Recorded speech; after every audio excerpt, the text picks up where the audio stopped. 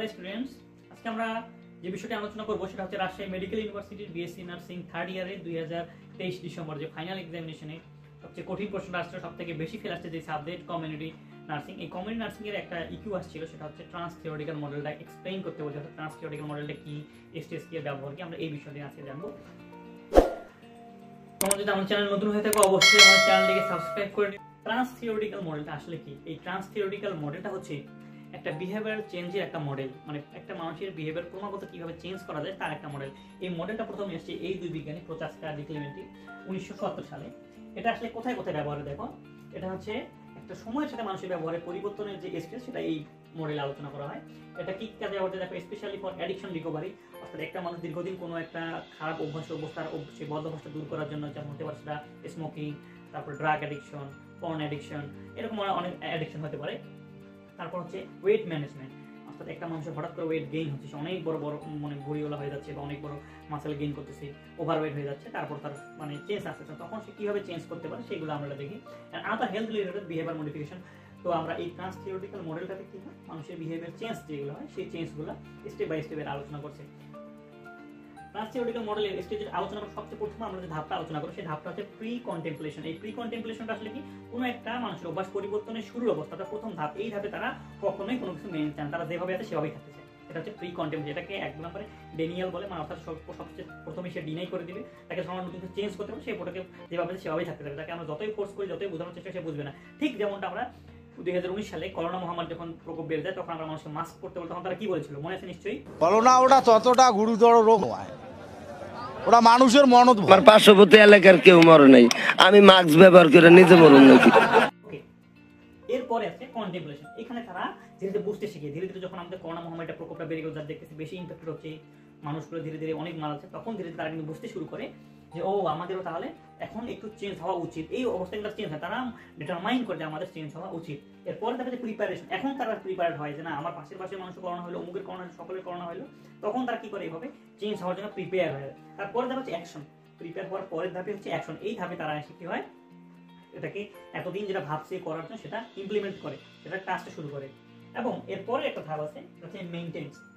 সে যে চেঞ্জটা নিয়ে আসলো সেই চেঞ্জটাকে ধরে রাখে, অর্থাৎ সে মাস্ক পরা শুরু করছে এবং সে সেটাকে ধরেছে, যখনই বাইরে যায়, ঘরের বাইরে যায়, তখন সে মাস্ক পরে। আমি করোনার উদাহরণ দিয়ে বলছি, এরকম বিভিন্ন সময় বিভিন্ন উদাহরণ আমরা ইউজ করতে পারি। এবং এরপরে আরেকটা এডিশনাল ধাপ আছে কোথাও কোথাও আবার, সেটা হচ্ছে টার্মিনেশন, মানে একবারে চলে যায়। আবার কারো কারো ক্ষেত্রে চলে নাকি আবার শুরুতে চলে আসে। আচ্ছা, এখন আমরা বিস্তারিত আলোচনায় যাই। দেখো, এই D model concept of 6 stage, এর মধ্যে 5টা হচ্ছে মেজর আর একটা হচ্ছে অ্যাডিশনাল। 6 স্টেজের প্রথমে হচ্ছে প্রি কন্টেম্পলেশন বা নট রেডি, তারা এই সময় কোনোভাবেই প্রস্তুত থাকে না। এখানে কি individual do not intend to change behaviour, তারা কোনোভাবে বিহেভিয়ার চেঞ্জ করতে চায় না। Lack of awareness or denial of the problem, তাদের সচেতনতার অভাব থাকে এবং তারা কি করে, এটাকে রেজিস্ট করার চেষ্টা করে, তারা অস্বীকার করে না আমার যেভাবে যেভাবে সে যে স্মোকিং অনেকে করতেছে, কারো তো কিছু হচ্ছে না, আমরা কি একাই করতেছি, মানুষ স্মোকিং করলেও ক্যান্সার হয়, না করলেও ক্যান্সার, এই ধরনের তারা বিভিন্ন কথা বলে তারা সেটাকে অস্বীকার করে, তারা ডিনাই করে। They may feel the negative of the behavior are not serious, তারা এই বিষয়ে কোনো সিরিয়াস না। যেমন আমরা ওই যে প্রথমে ভিডিও দেখেছিলাম, কেউ তারা মাস্ক করবে না, তারা মরে গেলেও মাস্ক করবে না। ওকে, এরপর হচ্ছে কন্টেম্পলেশন, গেটিং রেডি, অর্থাৎ যখন এর প্রকোপটা তারা সরাসরি বুঝতে পারে, তখন তারা কেউ একটু রেডি হয়, মনের মধ্যে তাদের ভয় সৃষ্টি হয়। কি হয় দেখো, awareness of the problem and considering changes. এই অ্যাওয়ারনেসটা যখন তাদের মধ্যে আসে, শুরু হয় আস্তে আস্তে প্রবলেম, তারা আস্তে আস্তে চেঞ্জ হওয়ার জন্য মনে নিবেশ করে। চেঞ্জ কিন্তু হওয়া শুরু করে, মনোনিবেশ করে মনের মধ্যে। No immediate action but thinking about pros and cons, অর্থাৎ তারা ইমিডিয়েট কোনো অ্যাকশন নেয়, এর আপস এন্ড ডাউন কি হতে পারে সেটা সময় তারা ভাবতে শুরু করে। কিন্তু এই ধাপে কোনো প্রিপারেশন নেয় না, কোনো অ্যাকশন নেয়, তারা শুধুমাত্র ভাবতে শুরু করে। ওকে, মে ফিল অ্যাম্বিভেন্ট অর আনশিওর, অর্থাৎ তারা মানে এটা বুঝতে পারে এতদিন যে আমি একটা জেদ ধরে মনের মধ্যে আসছিলাম, না আমি মাস্ক না করলেও আমার কিছু হবে না, তারা বুঝতে পারছে না এখন আমার করা উচিত। ওকে, তারপরে আছে প্রিপারেশন, রেডি টু চেঞ্জ। এখন তারা মানে বাস্তব জীবনে চেঞ্জ করার এতক্ষণ ভাবছে, এবার কাজ করার প্রিপারেশনে। কি প্রিপারেশনটা কেমন হতে পারে দেখো, আমরা যদি একটু মাস্ক দিয়ে, আমি করোনা দিয়ে পুরো মানে ট্রান্স থিওরিটিক্যাল মডেলটা বোঝানোর চেষ্টা করতে, সেটা দিয়ে আমি শেষ করবো আজকে।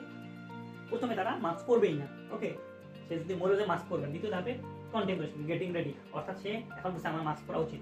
প্রিপারেশন টু রেডি চেঞ্জ, এবার সে কি করে, ধরো মাস্ক সে কিনে আনবে, তখন তো পড়াশোনা বাইরে এক বক্স মাস্ক কিনে আনবে, বাইরে গেলে আমি সেটা পরবো, সে প্রিপেয়ার করবে। Okay, decision to change behaviour within short time, within 30 days, এটা খুব কম সময়ের মধ্যে হয়। Small step toward change, joining or support group, যেমন এখানে বলছে সাপোর্ট গ্রুপে, অর্থাৎ সে এটার সেমিনার হচ্ছে বা কোথায় কি হচ্ছে, কিভাবে করতে হবে সেই জিনিসগুলো সে দেখতেছে। তারপরে কমিটমেন্ট টু টেকিং অ্যাকশন, সে সিদ্ধান্ত না আজকে থেকে আমি মাস্ক পরে বাইরে বেরোবে, সিদ্ধান্ত নিয়ে সে মাস্ক কিনে নিয়ে আসছে। এর পরের ধাপটা দেখো, পরের ধাপ আমরা বলছিলাম অ্যাকশন, সেটা কিনে নিয়ে আসছে, বাসায় রাখছে, এখন অ্যাকশনের পালা। Actively engage in new healthier behaviour, অর্থাৎ সে নতুন যে বিহেভিয়ার, অর্থাৎ মাস্ক পরে আপনি বের হচ্ছেন, এখন মাস্ক পরে বের হচ্ছে, এই বিহেভিয়ারটার সাথে সে অ্যাকশনে যখন এই স্টেজে আসবে সে সেটাকে বাস্তবে ইমপ্লিমেন্ট করার চেষ্টা করবে।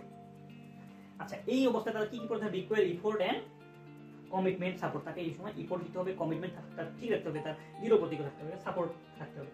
অ্যাকশনের পরের ধাপটা আমরা কি করেছিলাম তোমাদের নিশ্চয় মনে আছে? মেইনটেনেন্স। সে যে একটা নতুন বিহেভিয়ার শুরু করলো, অর্থাৎ সে যে মাস্ক পরা শুরু করলো, এটা শুধু কি একদিন পরে সে থেমে যাবে? না, সে এটা আরো দীর্ঘদিন, মানে দীর্ঘদিন বলতে আরো বেশ কয়েকদিন ধরে maintaining the new behaviour and extended, অর্থাৎ সেটা সে 6 মাসের বেশি সময় ধরে ব্যবহার করে, তখন আমরা সেটাকে বলতে পারি হ্যাঁ সে তার বিহেভিয়ারটা চেঞ্জ করে ফেলছে। এইটা একটা মেইনটেনেন্স পিরিয়ড। এই মেইনটেনেন্স স্টেজে কি করে? সে যে নতুন বিহেভিয়ারটা চেঞ্জ নিয়ে আসলো, অ্যাকশনে নিয়ে আসলো, সেই অ্যাকশনটাকে সে কন্টিনিউ করে। স্ট্র্যাটেজিস টু প্রিভেন্ট রিল্যাপস, সে আবার চেষ্টা করে এটা যাতে আবার কোনোভাবে আমার ছাড়া না পড়ে। Long term commitment of lifestyle, সেটা একটা দীর্ঘ সময় ব্যয় করে যে না এটা আমাকে চেঞ্জ করা যাবে না, যখনই চাই তখনই সে মাস্ক করে দেয়। এবং টার্মিনেশন আর পার্মানেন্ট চেঞ্জেস, এটা হচ্ছে অ্যাডিশনাল বা অপশনাল। এই পার্মানেন্ট চেঞ্জেস কি হয়? সে আর ওই অবস্থায় এখানে behavioural change in full integrated into life, সেটা লাইফে এমন একটা অবস্থা চলে যে কখনো করোনা চলে গেল, সব সময় সে মাস্ক পরেই বের হয়, সেটা ধুলাবালি হোক, রোদ বৃষ্টি হোক, যে কোনো অবস্থায় মাস্ক পরে বের হয়। No longer temporary to relapse, সে আর এই পূর্বের অবস্থায় ফিরে যাওয়ার, মাস্কে ফিরে যাওয়ার অবস্থায় আর ফিরে আসে না, বা ওই জায়গায় যাওয়া তার মনের মধ্যে কখনো স্বাদ জাগে না।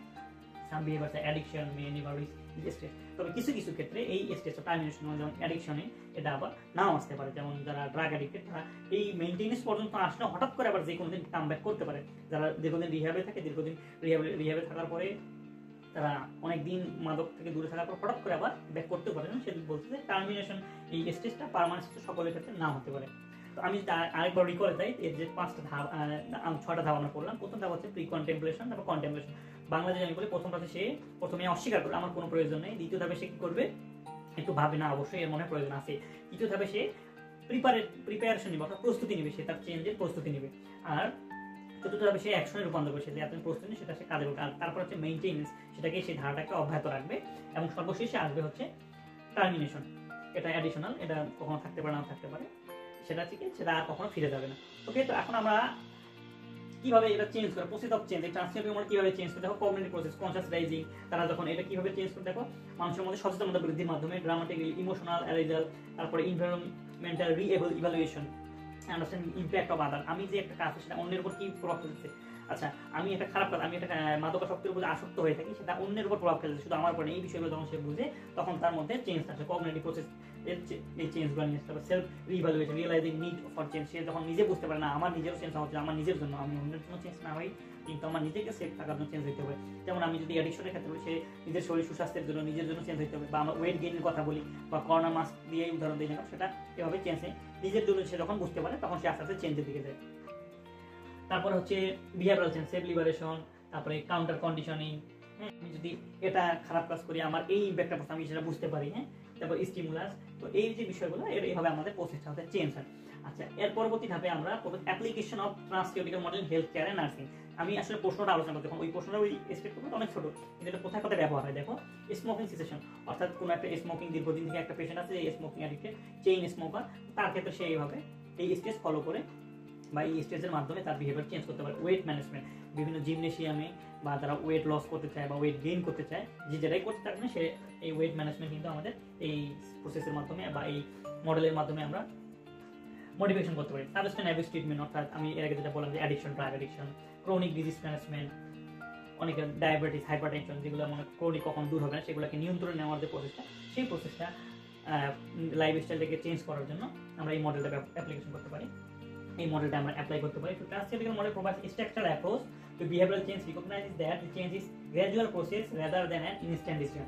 এটা হচ্ছে একটা ক্রমাগত পরিবর্তন হয়, হুট করে কোনো ডিসিশন নয়। এটা কথাটা হচ্ছে গ্র্যাজুয়াল প্রসেস, মানে ধীরে ধীরে পরিবর্তন হয়, rather than an instant decision. হুট করে কোনো ডিসিশন নিয়ে এটা পরিবর্তন, ধীরে ধীরে পরিবর্তন। এই জন্য আমাদের জীবন থেকে আমি আজকে কালকে থেকে আমি সিগারেট খাওয়া ছেড়ে দিব, সে কিন্তু হয় শুধুমাত্র কালকে দিন খাতে, পরবর্তী দিন কিন্তু সে আস্তে আস্তে আবার আগে থেকে চেষ্টা করে। হুট করে চেষ্টা ধীরে ধীরে চেঞ্জ হয়। তো এই ট্রান্সথিওরিটিক্যাল মডেল হলে সেটা ফিরে আসতে কম সময় লাগে, মানে সেটা খুব কম সময় আবার ব্যাকআপ হয়ে ফিরে আসে, দীর্ঘ সময় লাগে, অনেক এমন হয়ে যায় অনেক অভ্যাস চলে যায়। Healthcare providers can offer personalised intervention to support successful and lasting changes. তো আসলে এই ট্রান্সথিওরিটিক্যাল মডেলটা আমাদের কাছ থেকে নার্স হিসেবে আমাদের কাছে হচ্ছে, আমাদের কিছু পেশেন্ট আছে সাইকিয়াট্রিক পেশেন্ট, অ্যাডিক্টেড পেশেন্ট, তো তাদেরকে আমরা এই প্রসেসে হেল্প করতে পারি। যখন আমরা অ্যাজ এ সাইকিয়াট্রিক নার্স যখন আমরা কাজ করবো সাইকিয়াট্রিক নার্স হিসেবে বা পার্সোনাল নার্স, তারপরে একজন কমিউনিটি নার্স হিসেবে যখন আমরা কাজ করবো, তখন এই প্রসেসে আমরা একটা কমিউনিটির মধ্যে ভালো কিছু নিয়ে আসতে পারি। ড্রাগ অ্যাডিকশন বা রিহ্যাবে যখন আমি একজন রিহ্যাব সেন্টার থাকবো, অর্থাৎ ড্রাগ রিহ্যাব, মাদকাসক্তি নিরাময় কেন্দ্রতে যখন একজন নার্স থাকে বা নার্স হিসেবে আমাদের রোলটা আমরা প্লে করি একজন কমিউনিটির ক্ষেত্রে, কমিউনিটি নার্স হিসেবে একটা কমিউনিটি থেকে অ্যাডিকশন দূর করার জন্য, সেক্ষেত্রে আমরা এই ট্রান্স থিওরিটিক্যাল মডেলটি ইউজ করতে পারি। তো ধন্যবাদ সকলকে। এই ছিল আমাদের ট্রান্স থিওরিটিক্যাল মডেল। আশা করি এই মডেলটা এখন তোমাদের সকলে একটু বই পড়লেই বুঝতে পারবা। আচ্ছা, এই ট্রান্স থিওরিটিক্যাল মডেলের নিচে আমরা যে গাইড বইগুলো পড়ি, এই 5টা স্টেপ, 6টা স্টেপ, আরো কয়েকটা প্যারা দেওয়া আছে, সেগুলো কিন্তু অন্য মডেল। হ্যাঁ, সেটা কিন্তু trans theoretical model. Trans theoretical মডেলে শুধুমাত্র এই 5টা অথবা 6টা স্টেপ, অর্থাৎ টার্মিনেশন অথবা মেইনটেনেন্স পর্যন্তই কিন্তু শেষ, এটা মাথায় রাখবা। এরপরে বাকি যেগুলো সেটা কিন্তু ট্রান্স থিওরিটিক্যাল মডেলের অন্তর্ভুক্ত নয়। ওকে, ধন্যবাদ সকলকে এতক্ষণ থেকে আমাদের ভিডিওটি দেখার জন্য। এভাবে প্রত্যেকটি সাবজেক্টের কোশ্চেন সলিউশন পেতে হলে অবশ্যই আমাদের চ্যানেল সাবস্ক্রাইব করবা, শেয়ার, লাইক, কমেন্ট করে আমাদের পাশে থাকবা। ধন্যবাদ।